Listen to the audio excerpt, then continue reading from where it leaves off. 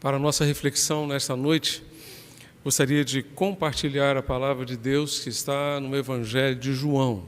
Aliás, gostaria de iniciar hoje uma nova série de mensagem, Sinais de Jesus para hoje, para os dias de hoje. Vejamos então o primeiro sinal que encontramos em João capítulo 2. Por que sinal?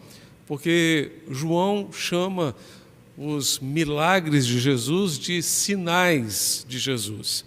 Ele relaciona apenas 7 sinais e menciona ao longo do Evangelho esses sinais do poder de Deus e da glória de Deus. E ao longo deste mês, nos cultos da noite, estarei, com a graça do Senhor, compartilhando com os irmãos 5 desses 7 sinais. Vejamos o primeiro deles, que é justamente a transformação da água em vinho no casamento em Caná da Galileia. João capítulo 2, de 1 a 12. Abra sua Bíblia e acompanhe a leitura da palavra do Senhor. 3 dias depois, houve um casamento em Caná da Galileia e a mãe de Jesus estava ali. Jesus também foi convidado com os seus discípulos para o casamento. Tendo acabado o vinho, a mãe de Jesus lhe disse: "Eles não têm mais vinho." Mas Jesus respondeu: "Por que a senhora está me dizendo isso? Ainda não é chegada a minha hora." Então ela falou aos serventes: "Façam tudo o que ele disser." Estavam ali 6 potes de pedra que os judeus usavam para as purificações, e em cada um cabiam cerca de 100 litros. Jesus lhes disse: "Encham de água esses potes", e eles os encheram totalmente. Então lhes disse: "Agora tirem um pouco e levem ao responsável pela festa." Eles o fizeram. Quando o responsável pela festa provou a água transformada em vinho, ele não sabia de onde tinha vindo, por mais que os serventes que haviam tirado a água soubessem. Chamou então o noivo e lhe disse: "Todos costumam servir primeiro o vinho bom, e quando já beberam muito, servem o vinho inferior. Você, porém, guardou o melhor vinho até agora." Assim, em Caná da Galileia, Jesus deu início a seus sinais. Ele manifestou a sua glória e os seus discípulos creram nele. Depois disso, ele foi a Cafarnaum com sua mãe, seus irmãos e seus discípulos e ficaram ali não muitos dias. Que Deus abençoe a leitura da sua bendita palavra e a aplique aos nossos corações. Também aplique a realidade das nossas famílias neste mês de maio, neste mês da família, celebrado em nossa igreja. Meus amados, temos aqui então este texto, essa história muito interessante e até mesmo emocionante, como vamos ver a seguir, com riqueza de detalhes, narrada pelo evangelista João, apóstolo de Jesus, e que nos conta, portanto, a riqueza dessa transformação da água em vinho no momento em que aquela família precisava tanto de assistência e de ajuda. D.A. Carson afirma que o ministério de Jesus, o ministério público de Jesus, é narrado por João do capítulo 2 até o capítulo 12. Portanto, nesses 11 capítulos, nós encontramos os sinais de Jesus.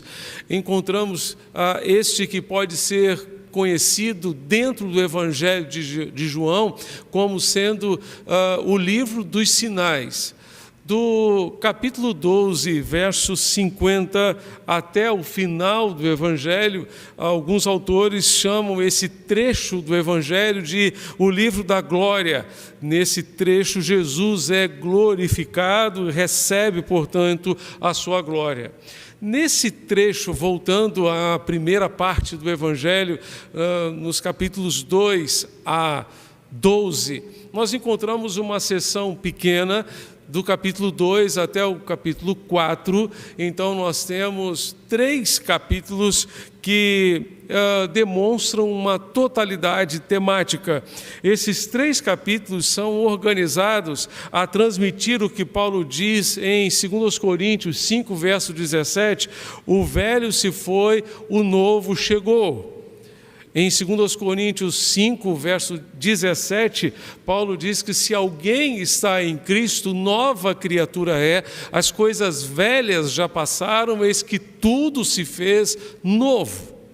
Então, João está descrevendo que algo velho passou e algo novo está chegando na pessoa de Jesus, o Messias, o Salvador de todo o mundo.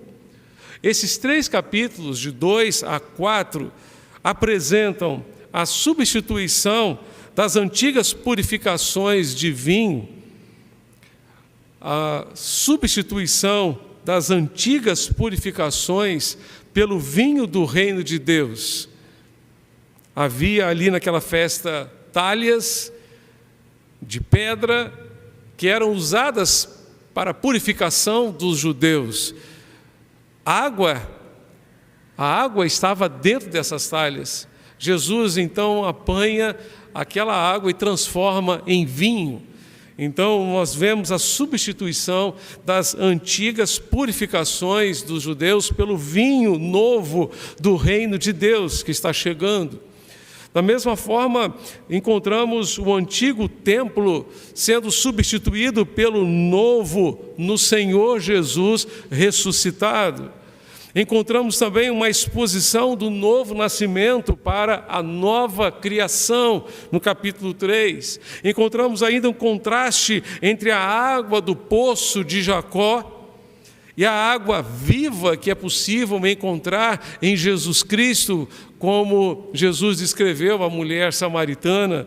E ainda nesse mesmo texto de João capítulo 4, vamos encontrar a adoração de Jerusalém e Gerizim sendo substituída pela adoração em espírito e em verdade, aquela adoração que é fruto da sinceridade de coração, de alguém que deseja adorar o Pai com todo o ser, deseja ser o adorador que o Pai está procurando.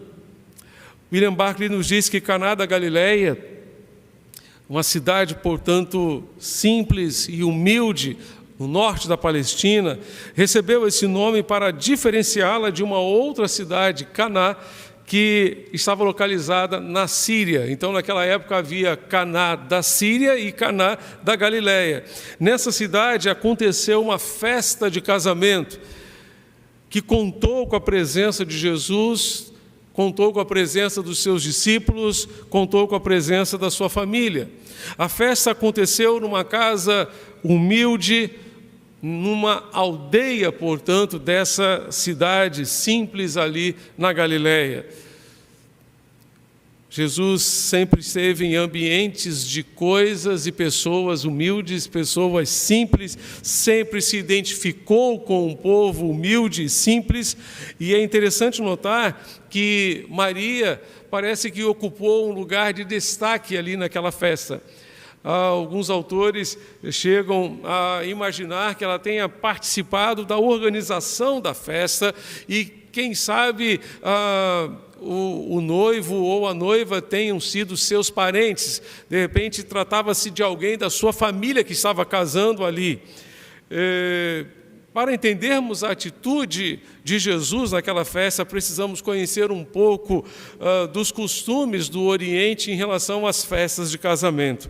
Uma festa de casamento poderia durar vários dias, até mesmo uma semana. E interessante perceber que a responsabilidade financeira da festa era do noivo. Era do noivo, não era da noiva, nem da família da noiva, era do noivo. Ficar sem suprimentos para a festa, de repente, acabarem os insumos da festa, Seria certamente um constrangimento terrível em uma cultura de vergonha para aquele noivo. Há algumas evidências de que até mesmo a família a família da noiva se sentiria ofendida e moveria então um processo contra o noivo, um processo judicial contra o noivo por conta da vergonha encarada, vivida naquele momento pela família da noiva.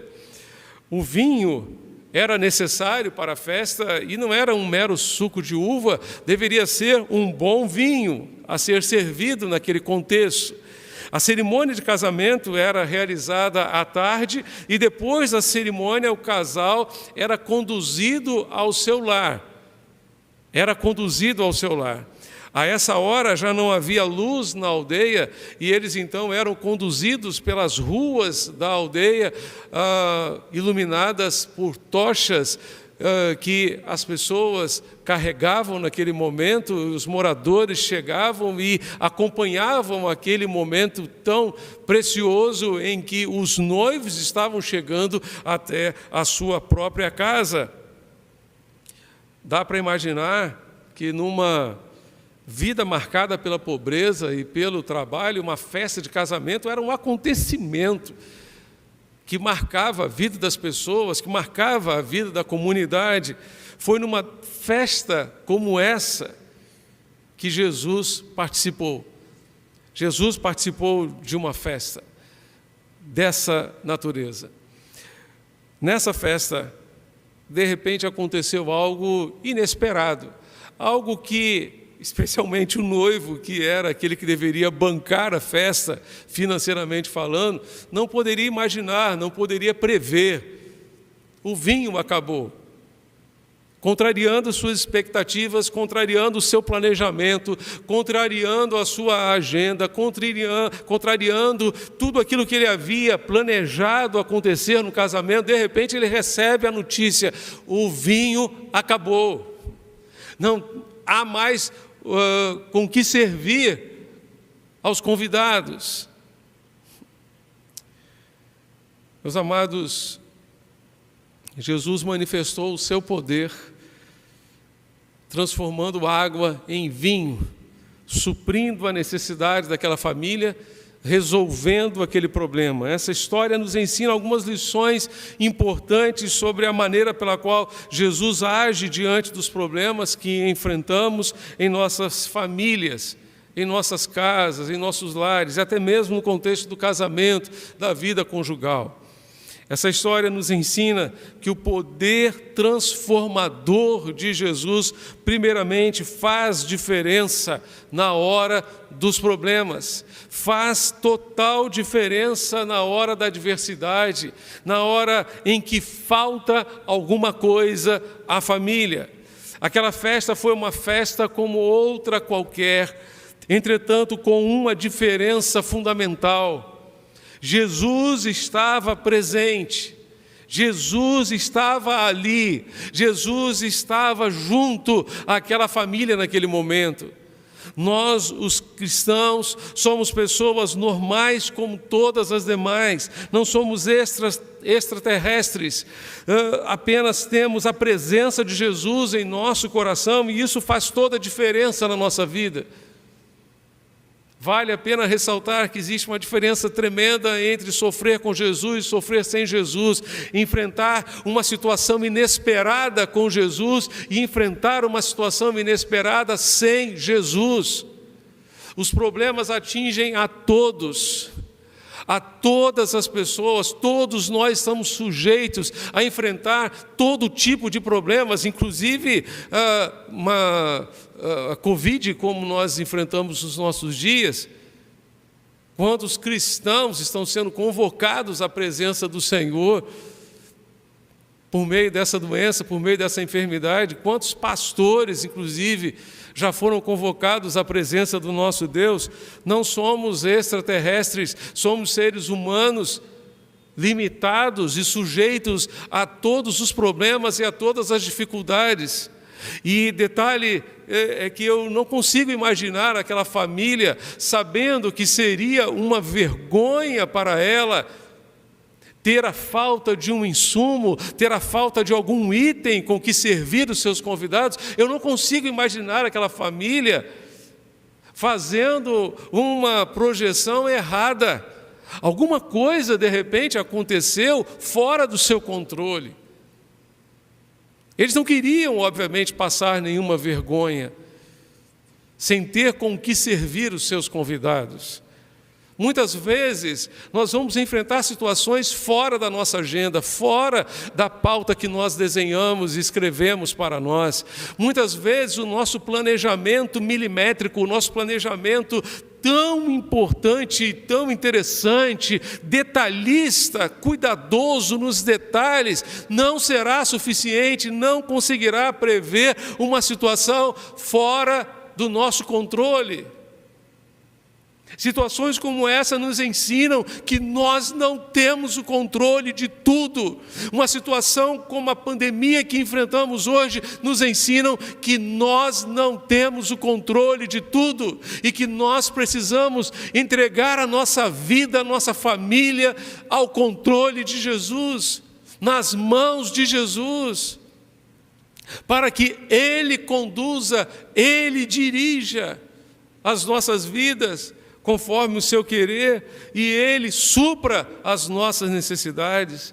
Os problemas não fazem acepção de pessoas, eles atingem a todos. Entretanto, a presença de Jesus faz toda a diferença na hora de enfrentá-los.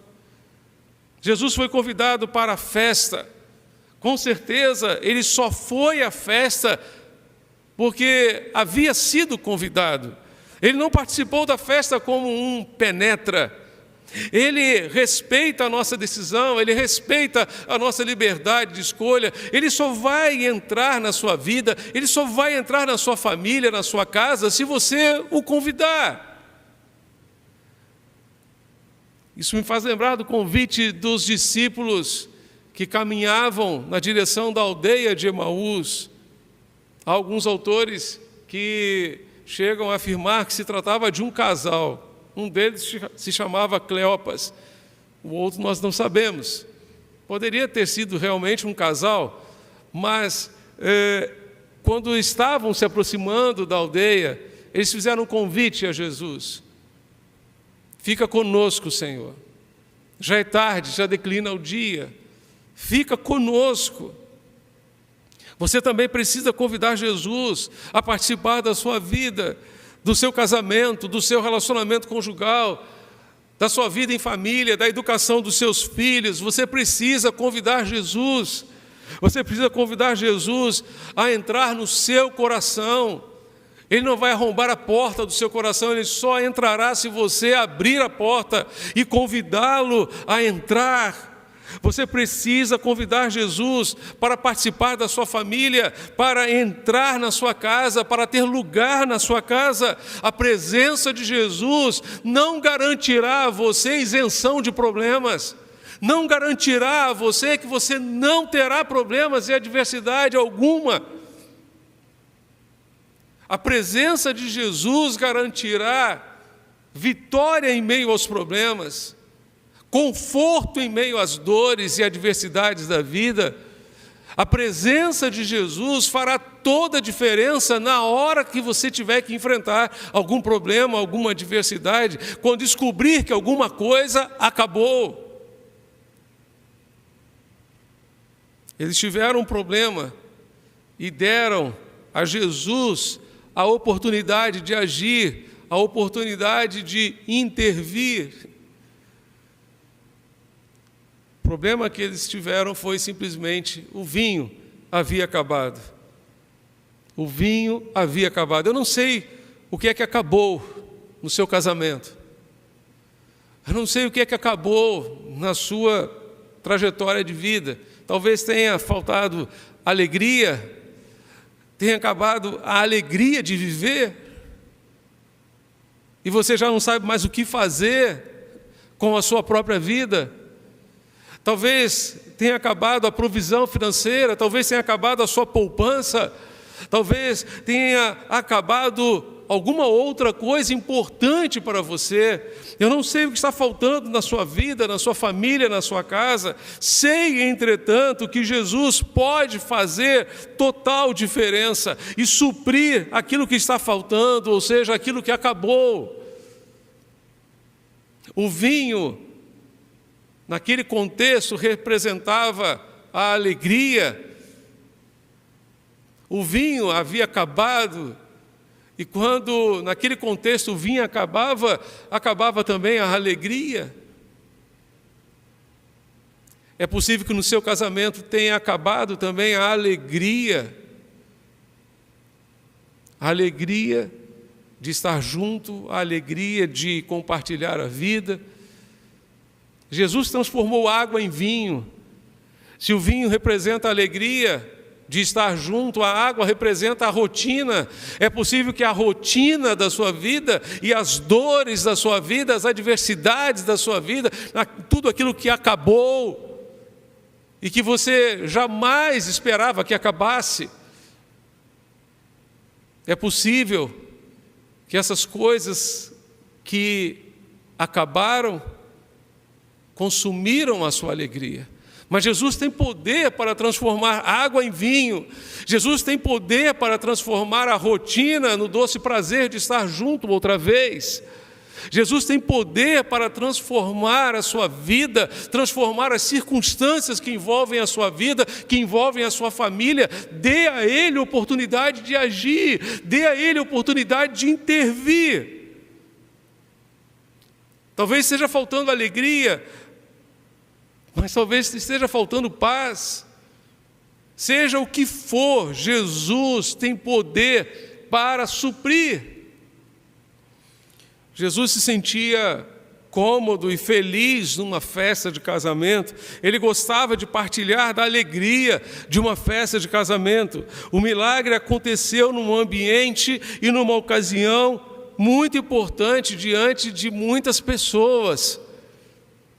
Não deixe Jesus do lado de fora da sua vida. Convide-o ainda hoje a entrar, a fazer morada no seu coração, na sua família, na sua casa, no seu casamento, e você verá a diferença. O poder transformador de Jesus faz total diferença na hora da provação, na hora da adversidade. Em segundo lugar, o poder transformador de Jesus é manifesto na hora certa, na hora exata. O verso 4, volte comigo ao texto, João capítulo 2, verso 4. Jesus respondeu a Maria, sua mãe: por que a senhora está me dizendo isso? Ainda não é chegada a minha hora. Ainda não é chegada a minha hora. Algumas traduções traduzem essa expressão de Jesus como: mulher, que tenho eu contigo? Ainda não é chegada a minha hora. É interessante perceber que Jesus não foi grosseiro nem indiferente à sua mãe. Algumas versões usam esse termo mulher, já a Nova Almeida Atualizada usa o termo senhora. Por que está me dizendo isso? Por que está me perguntando isso? Esse termo foi, inclusive, usado por alguns reis da história ao se dirigirem às suas esposas. Longe de ser uma palavra grosseira, era um título de respeito, de reverência.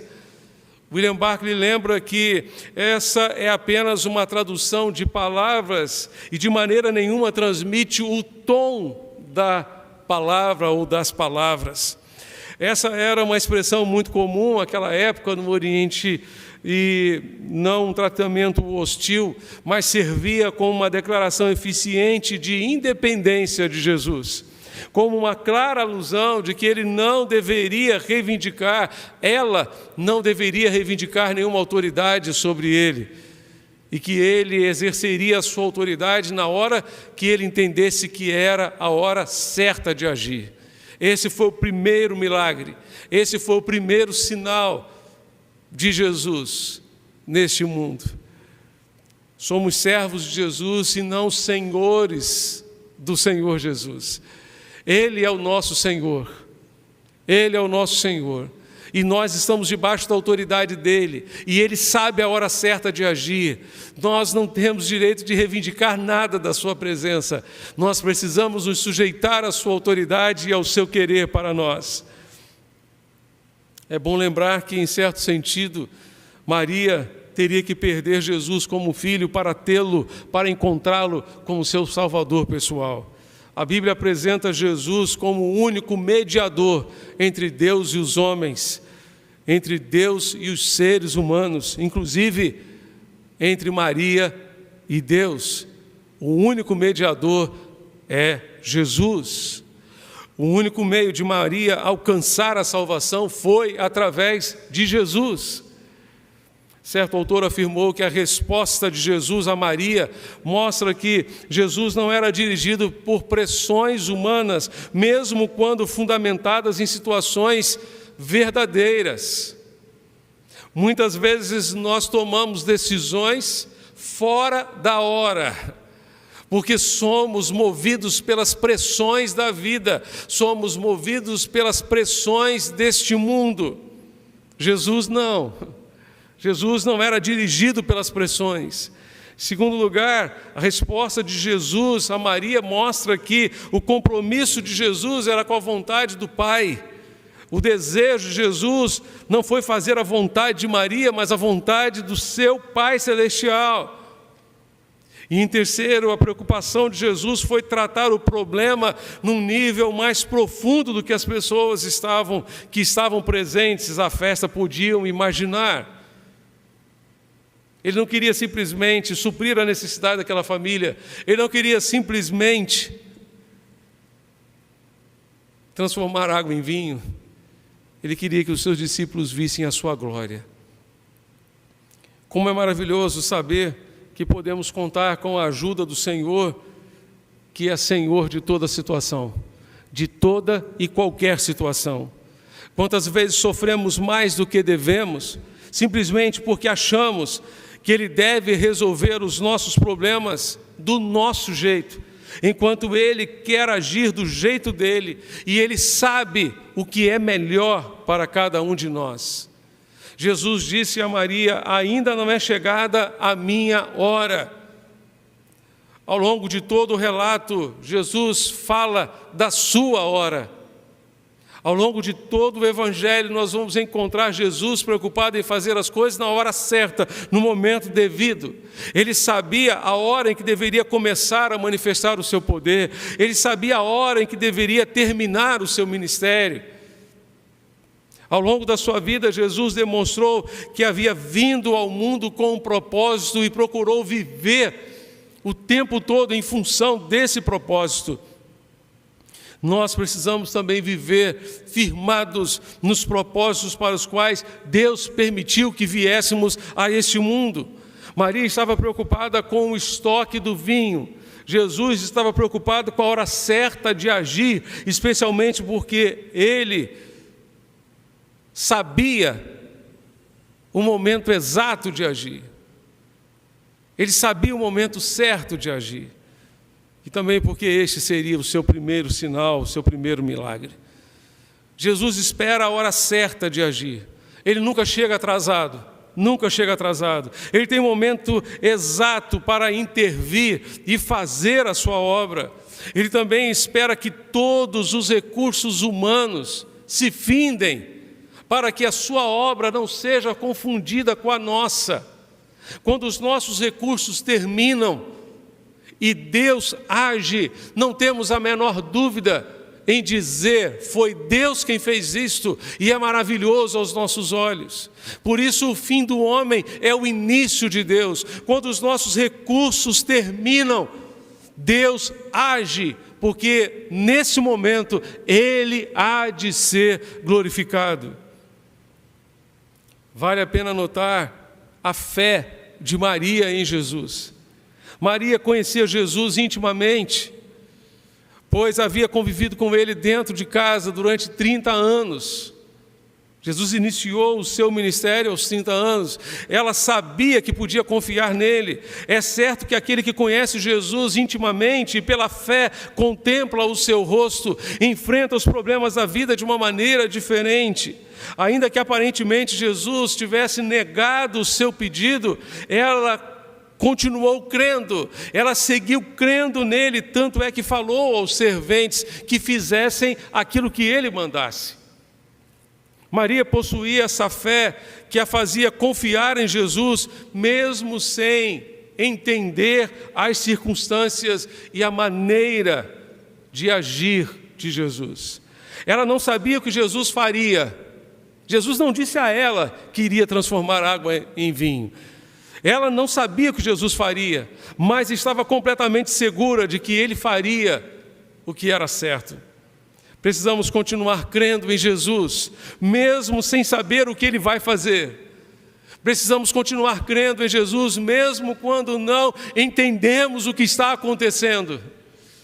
Precisamos continuar crendo em Jesus, mesmo sem entender as circunstâncias que vivemos, especialmente nesse tempo tão terrível de pandemia que vivemos. Em toda a vida, em toda a nossa vida, surgem momentos obscuros nos quais não vemos o caminho. Às vezes surgem situações na vida que não compreendemos porque elas estão chegando ou o que elas significam para nós. Mas feliz é a pessoa que, chegando a essa situação, segue confiando em Jesus, sentindo-se segura porque sabe que Ele está no controle da sua vida, que Ele está no controle da situação, que Ele está no controle da sua família. Em terceiro lugar, o poder transformador de Jesus muda as circunstâncias e muda as pessoas envolvidas. Vá comigo ao verso 6. João capítulo 2, verso 6 nos diz que estavam ali 6 potes de pedra, 6 talhas, que os judeus usavam para as purificações. Em cada uma cabiam cerca de 100 litros. 6 potes de pedra para a purificação dos judeus estavam ali. Eram talhas enormes, 100 litros de água cabiam em cada uma delas. Essas talhas ficavam na entrada da casa e eram utilizadas especialmente para 2 coisas, com 2 funções. Aquela água era utilizada para lavar os pés das pessoas que chegavam. Naquela época não havia estradas asfaltadas, calçadas como nós temos hoje.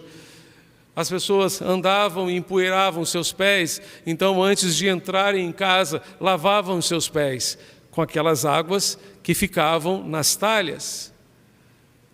Mas também eram utilizadas aquelas águas para lavarem as mãos num processo ritual, cerimonial dos judeus, antes de terem acesso às refeições. Muitos deles lavavam as mãos entre as refeições, comiam um prato, lavavam as mãos, depois voltava e comiam outro prato, então, e assim iam lavando as mãos o tempo todo. Jesus mandou encher essas talhas de água até em cima.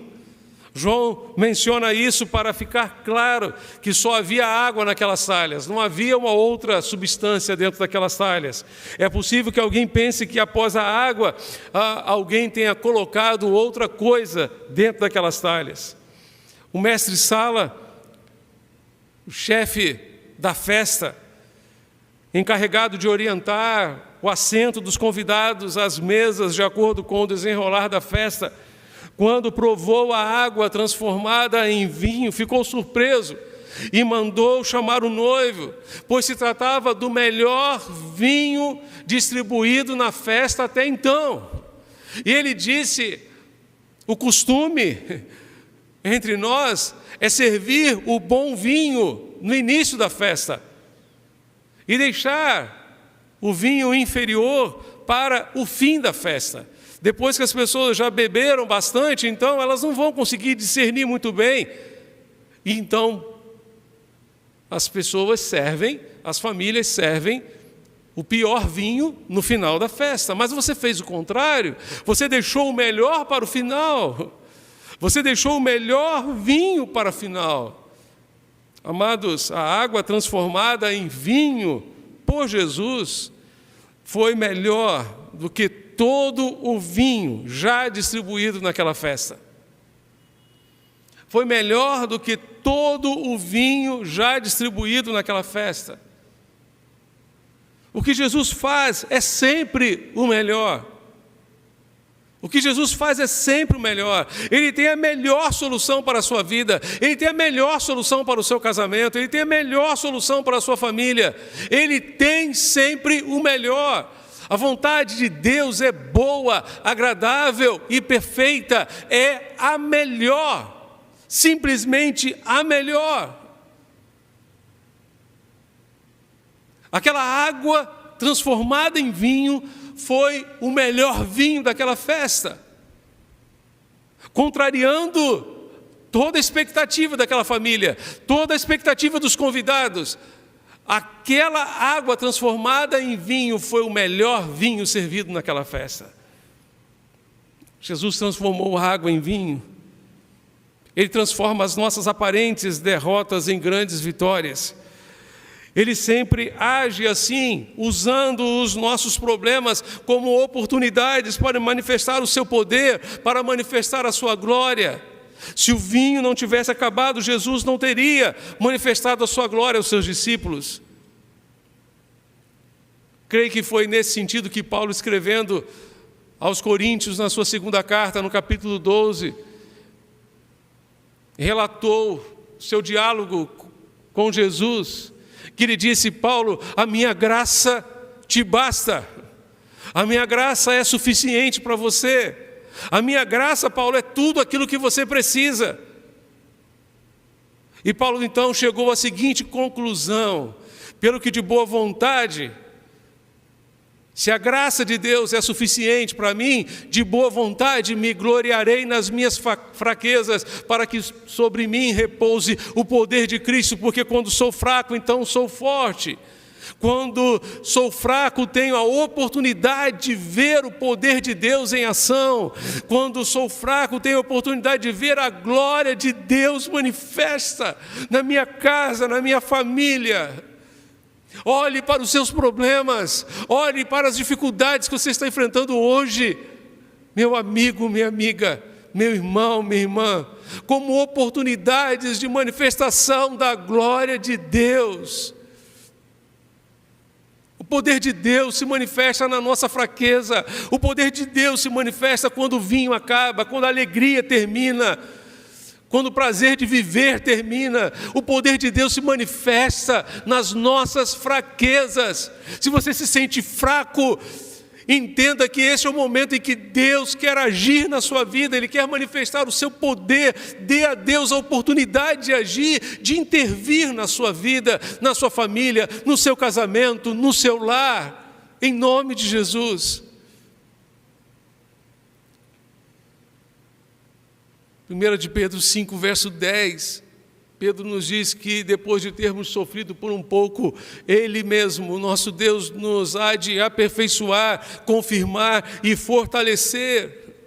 Ele vai utilizar as nossas dores para fortalecer a nossa fé, para fortalecer a nossa comunhão com Deus. Ele poderá até mesmo transformar as nossas experiências dolorosas em oportunidades de serviço, em ministérios. A partir da transformação da água em vinho, a desanimada festa recebeu uma nova vida, uma nova alegria. Esse também é o resultado da transformação que Jesus opera no coração humano. Jesus manifestou o seu poder para evitar a humilhação de uma humilde família daquela aldeia. Jesus foi sensível ao problema daquela família, assim como está sensível às nossas necessidades, e sabe a hora certa de agir, sabe a hora certa de intervir. No verso 11, João diz que assim Jesus deu início aos seus sinais. Esse foi o primeiro sinal da graça de Deus, sinal do poder de Deus manifesto. Os seus discípulos viram a sua glória. Ele manifestou a sua glória. E essa manifestação da glória de Deus teve lugar no interior de um lar. Teve lugar no interior de uma casa. Jesus quer manifestar a sua glória dentro do seu lar, dentro da sua casa, no seu casamento, nos relacionamentos que constituem a sua casa, a sua família, neste dia. Ele quer manifestar a sua glória nas situações que estão fora do seu controle. A resposta realmente valiosa que deram não foi o desfrutar do dom do vinho, mas sim crer no doador. A resposta que aquela família, que aqueles convidados deram, não foi simplesmente desfrutar do dom, da dádiva do vinho, mas crer no doador, crer naquele que transformou água em vinho e que manifestou a sua glória. Devemos observar que o incidente da falta de vinho se concentra totalmente no operador do milagre e não no milagre propriamente. Os seus discípulos creram nele. A minha oração é que os problemas que você enfrenta hoje possam fortalecer ainda mais a sua fé, possam fortalecer ainda mais a sua comunhão com Deus. Que você creia ainda mais nesse Deus que ama você, que ama a sua família e que está junto a você para ajudar nesse momento que você está vivendo.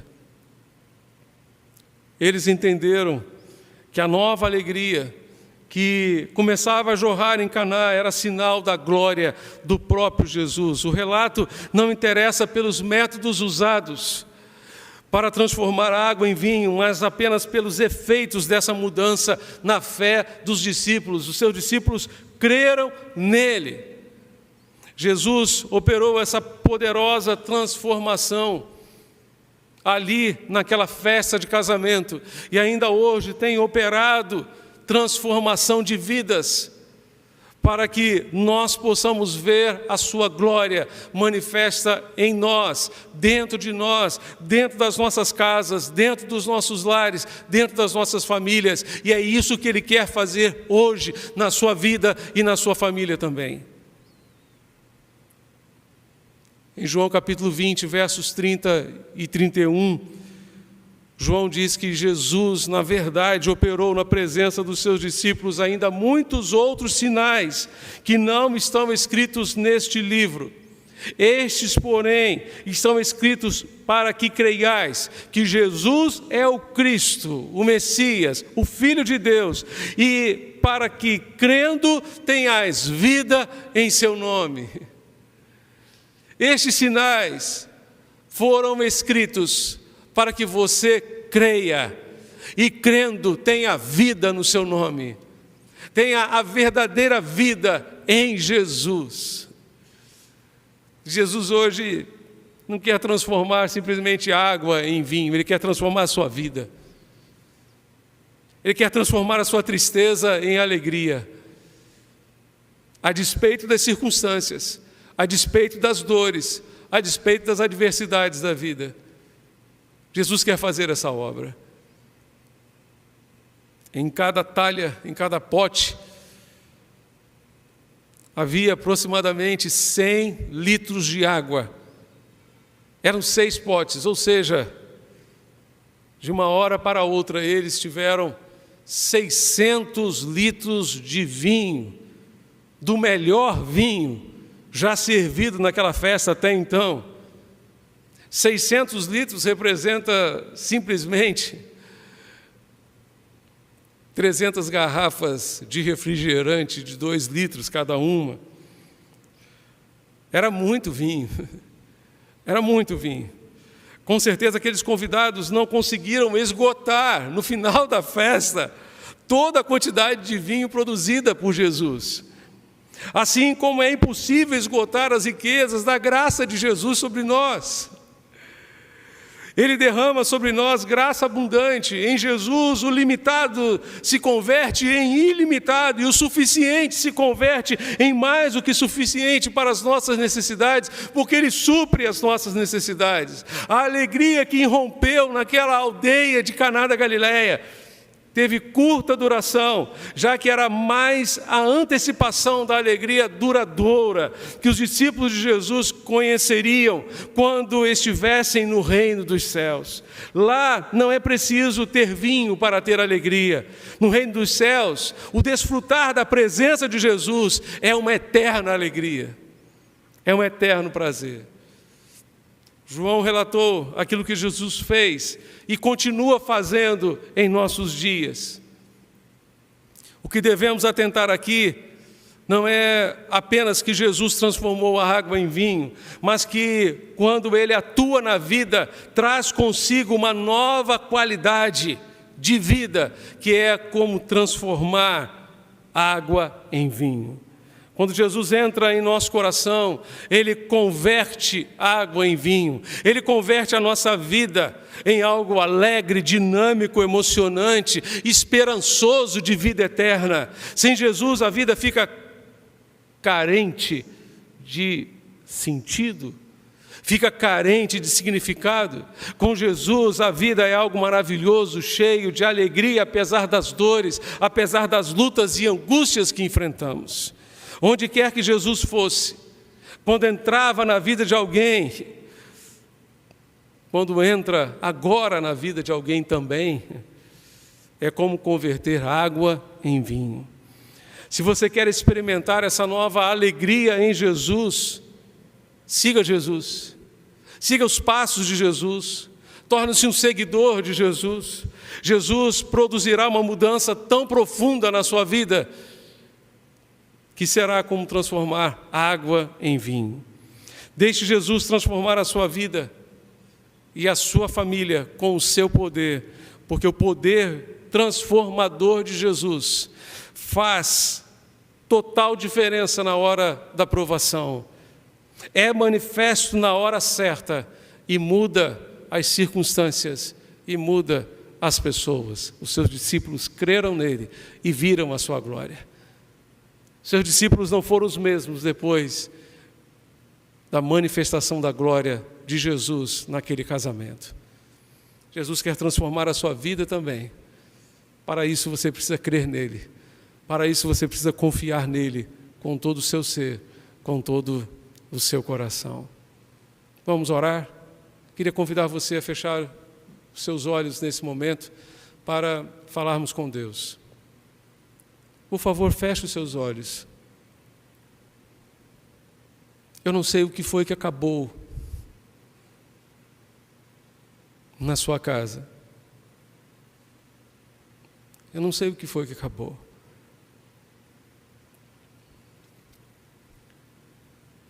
Talvez tenha acabado a alegria de estar junto ao seu cônjuge, de estar ao lado do seu marido, ao lado da sua esposa.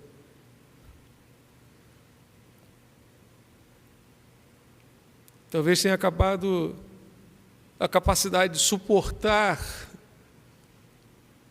as dificuldades com a educação do seu filho, da sua filha.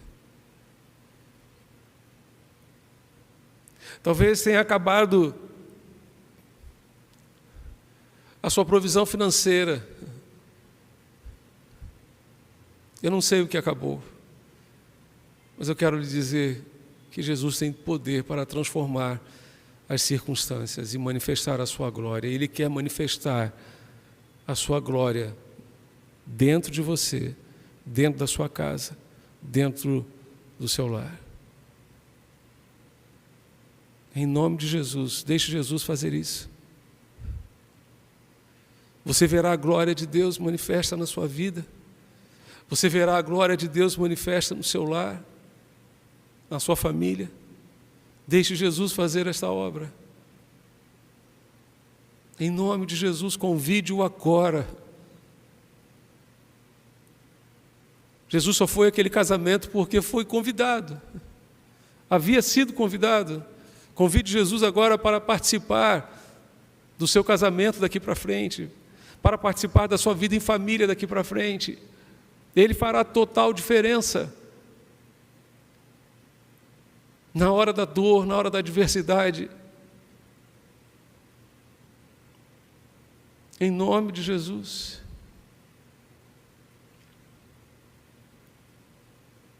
Creia nele com todo o seu coração, arrependa-se dos seus pecados. Entregue a sua vida a ele e diga: Senhor, eu estou com a porta do meu coração aberta para ti, eu entrego ao Senhor a minha vida. Eu te convido, ó Cristo, para entrar no meu coração, para entrar na minha família, para entrar no meu lar.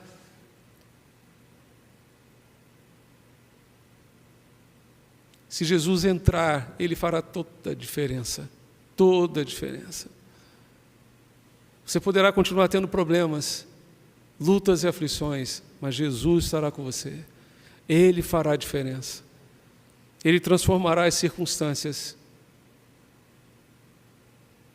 Ele transformará a sua vida, porque você verá a glória de Jesus manifesta na sua casa, manifesta no seu casamento, manifesta no seu coração, dentro de você. Você quer entregar a sua vida a Jesus nesta noite, confiando nele como seu Salvador? Convido você que nos acompanha à distância a fazer um gesto para Jesus. Eu nem estou vendo você agora, mas Jesus está vendo. Eu quero convidar você a levantar uma das suas mãos para Jesus e dizer do fundo do seu coração que você entrega a sua vida a Ele. Talvez você esteja lutando consigo mesmo porque a sua alegria de viver acabou. Jesus quer transformar a sua vida e dar um novo sentido à sua vida. Em nome de Jesus. Entregue a sua vida a Ele, dê uma chance a Jesus, dê uma oportunidade a Jesus para agir e intervir na sua vida. Você quer entregar a sua vida a Jesus? Levante as suas mãos e acompanhe-me nesta oração. Senhor Deus e Pai, contempla aquelas pessoas, ó Deus, que neste momento, mesmo à distância, estão com as suas mãos erguidas a Ti, levantando suas mãos para Jesus, dizendo, ó Deus, que Te aceitam, que Te recebem como o único e suficiente Salvador.